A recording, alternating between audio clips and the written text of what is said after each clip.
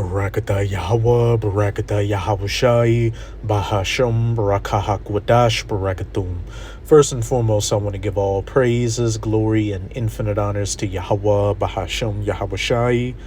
Double honors to the apostles and elders of Great Millstone who ruled and teach well. And peace and salutations to you sincere Akim out there, pushing this word in truth and sincerity to the four corners of the globe. May you brothers endure until the end. This is the brother Ra'aya coming at you with another lesson, and I'll be profiling this clip from Global Strategic Insights YouTube channel titled China Built a Missile with 60 Nuclear Warheads and 1 Hydrogen Bomb, says Victor Gao. And this is Victor Gao. I'm assuming he's somebody in the Chinese government who spoke at the Victory Day parade in Beijing back in September. And hey, this Moabite, a so-called Chinese man, is speaking spicy, especially towards the United States of America. And with a few of the things he said perfectly lines up with biblical prophecy, because World War III will take place. Nuclear missiles will be shot to the ends of the earth, and the United States of America is going to get hit with nuclear missiles and be completely wiped off the face of the earth. And, I got the inspiration of this lesson from one of the brothers in Boston who used this clip. But before we play it, this is a fair use copyright disclaimer. I do not own any of the footage in this clip, nor do I stand to gain from it monetarily. It is simply for educational purposes. One of the weapons China demonstrated is a missile with all the warheads.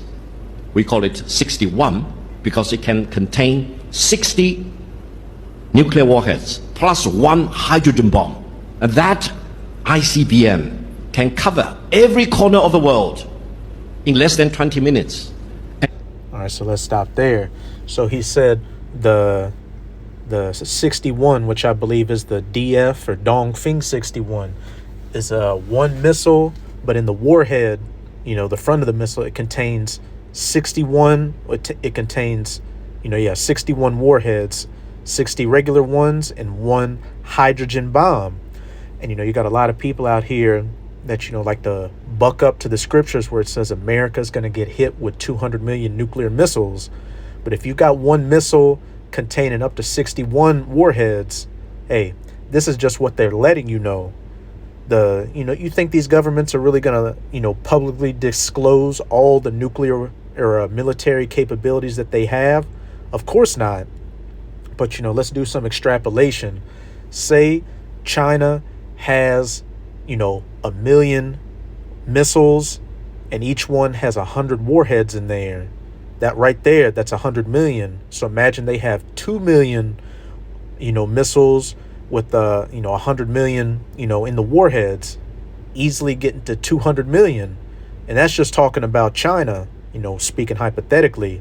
All nations of the earth are going to shoot their nuclear missiles onto the United States of America, so it can easily get within that range. But let's cover that part first. This is Revelation chapter 9. I'm going to start at verse 12. One woe or destruction is past, referring to World War I, and behold, there come 2 woes more hereafter. World War II, which is past, and World War III, which, for all intents and purposes, you can say we are in the beginnings of it. Verse 13, and the 6th angel sounded, and I heard a voice from the 4 horns of the golden altar, which is before the Most High. The header reads, the 6th trumpet, army from the east, saying to the 6th angel which had the trumpet, loose the 4 angels which are bound in the great river Euphrates.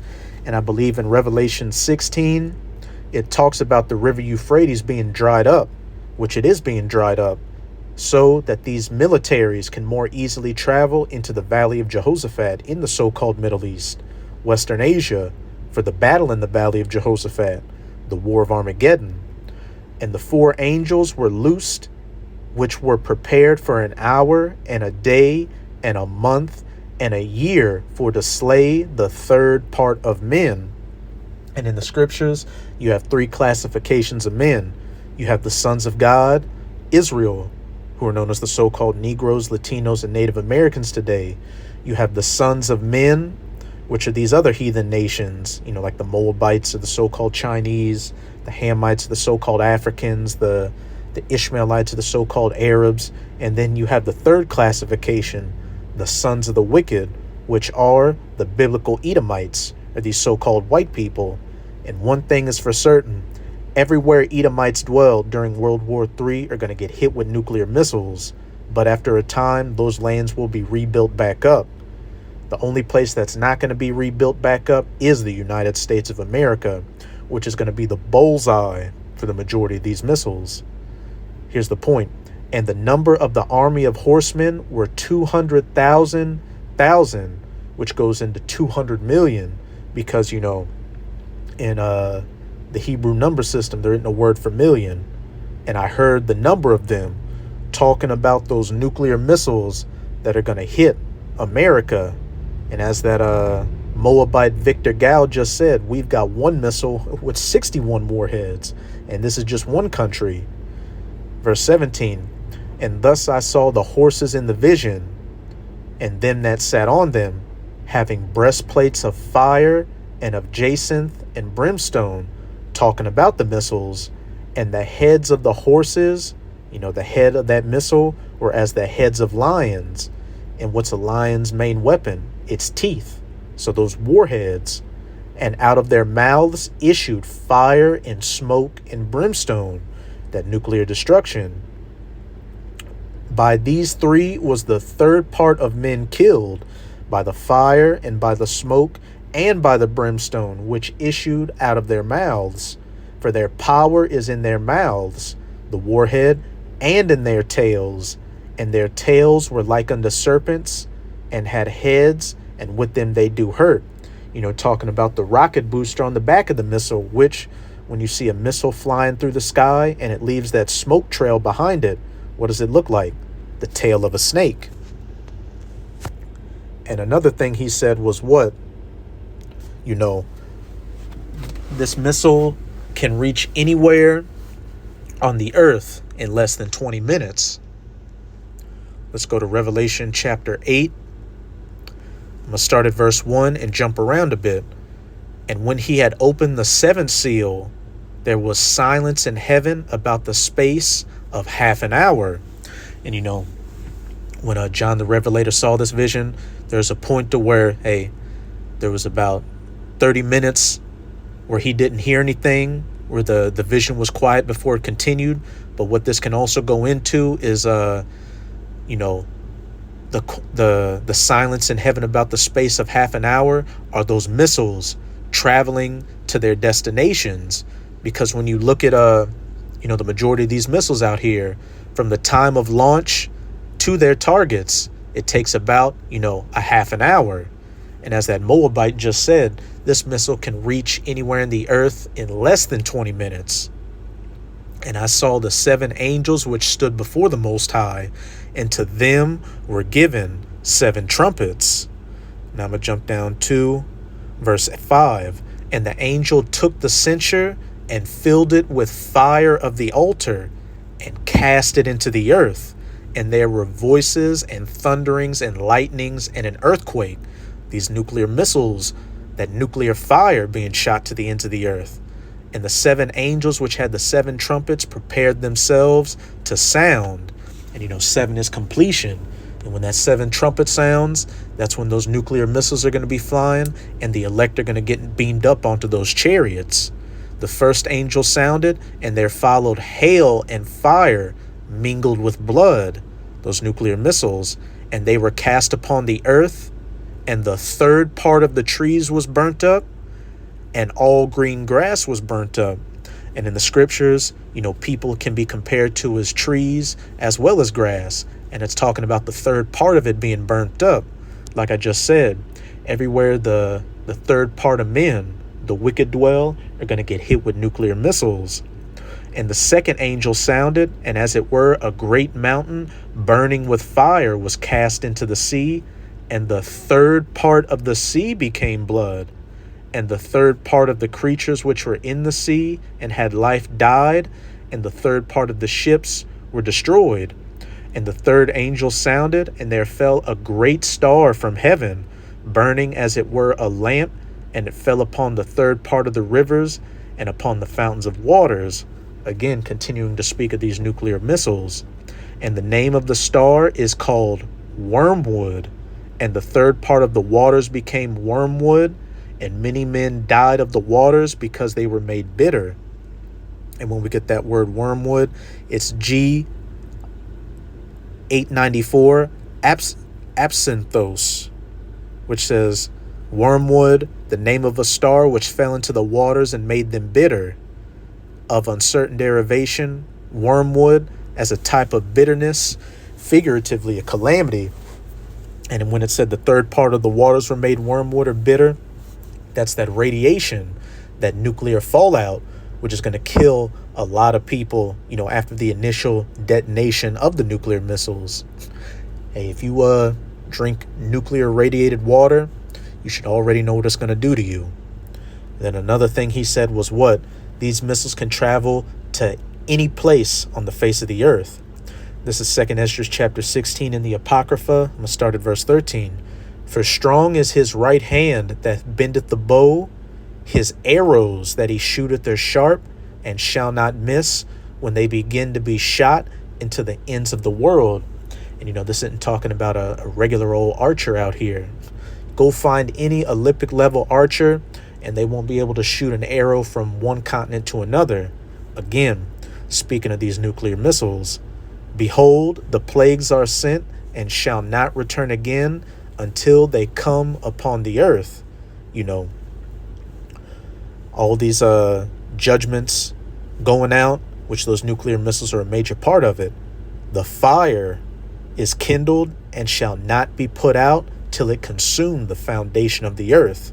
But the key point, those arrows being shot into the ends of the earth, they're called ICBMs for a reason, intercontinental ballistic missiles.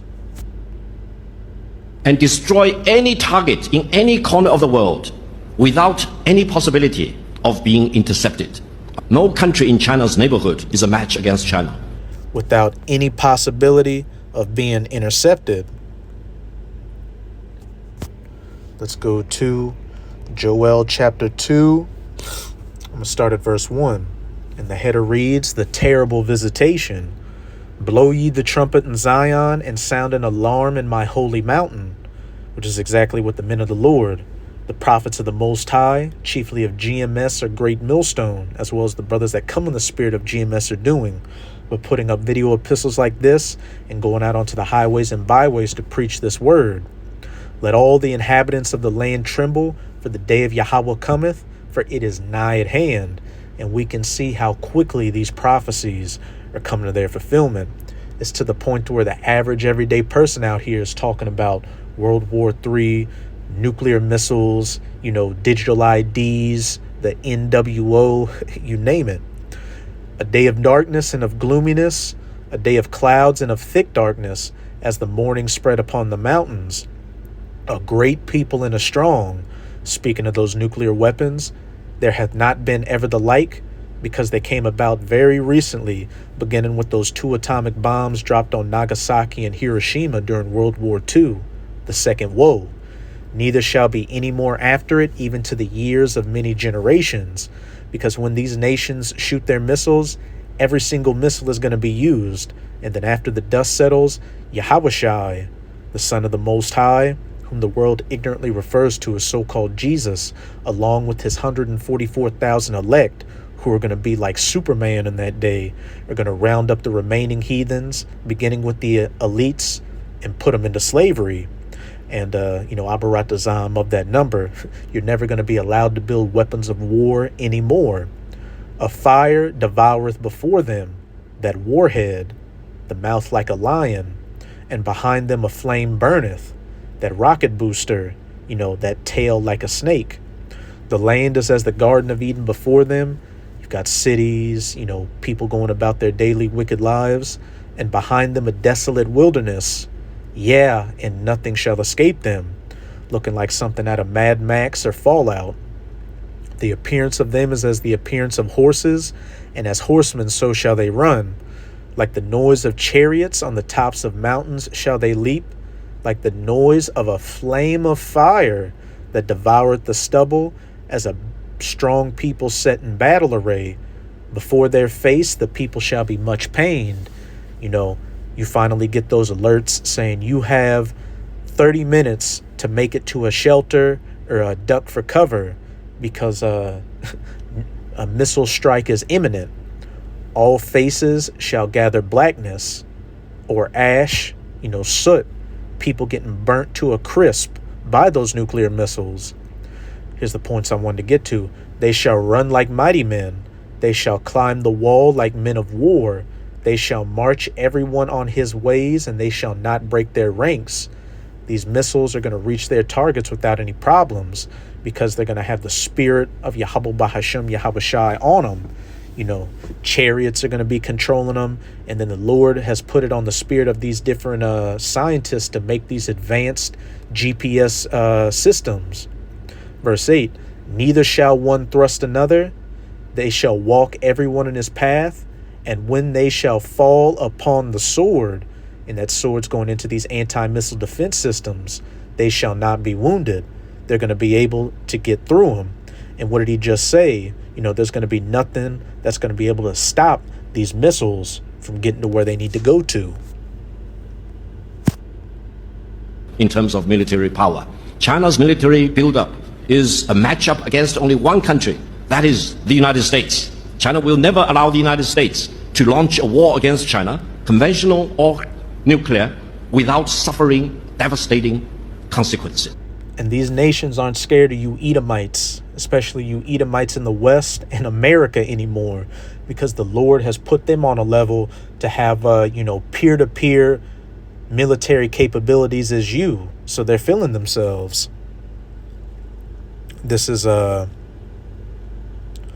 Obadiah. I'm going to read verses 1 to 2. And the header reads, Edom will be humbled. And this book is dedicated to the judgment and the downfall of you Edomites, so-called white people. The vision of Obadiah. Thus saith the Lord Yahweh concerning Edom. We have heard a rumor from Yahweh, and an ambassador is sent among the heathen. Arise ye, and let us rise up against her in battle. China will not allow a conventional or nuclear war against, from the United States against her. Behold, I have made thee small among the heathen. Thou art greatly despised. You Edomites are actually the global minority, and your reputation, especially in the West, has been made low. People look at you as the cause for all the problems on the earth, and they want you to get the fuck out of the way. If you want to have war, you will get war. If you want to destroy China, you will be destroyed. If you want to impose nuclear war on China, you will be wiped out by nuclear war. This is very serious. China's policy is very clear. China will not fire the first shot, but China will not allow you to fire the second shot. That's why, while I'm pained to see the confrontation between China and the Philippines in the South China Sea, I also feel blessed that they are only using water cannons against each other. Make no mistake, China has more lethal things than water cannons. I've made thee small amongst the heathen, thou art greatly despised. And best believe these missiles are going to get used. And Uncle Sam, hey, that's going to be their main destination. But, yeah, I just got one more precept. This is Jeremiah chapter 50. I'm going to start at verse 9 and jump around a bit.